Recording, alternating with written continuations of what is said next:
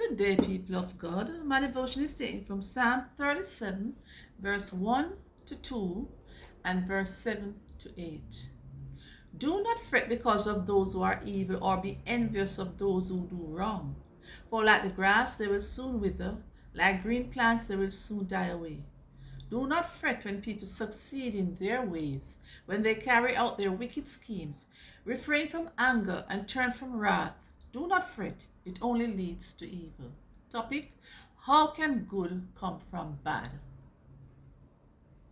Yesterday, we saw that God has the power to use any situation for His glory and for good.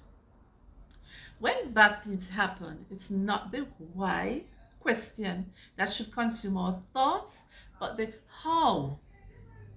How can God be glorified in this situation? How can I encourage, support, and help others while displaying the love of Christ? How can we seek to bring good out of a bad situation? This perspective shift is helpful in reminding us of God's sovereignty and power. But it leaves unanswered a follow-up question. Why doesn't God just do something to stop the layoff, the heartbreak, the loss of a loved one, the injustice, etc. in the first place? God's response to all these frustrations, as written by King David in the Psalms, is simply, don't worry. This seems almost patronizing in its simplicity. Don't worry. How can God say, don't worry, about all the evil people in the world who always seem to come out on the winning side? These are the people who seem to avoid any kind of consequences for their actions.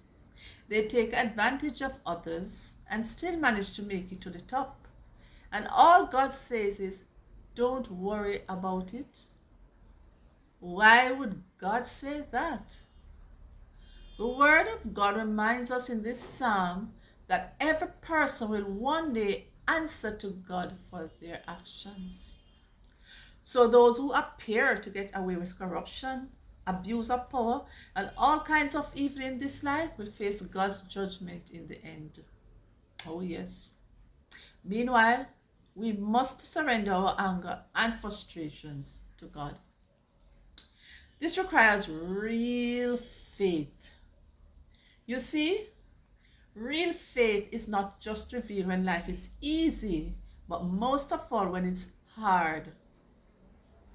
Real faith is trusting that God will remain in control even when tragedy strikes, evil attacks, and suffering occurs.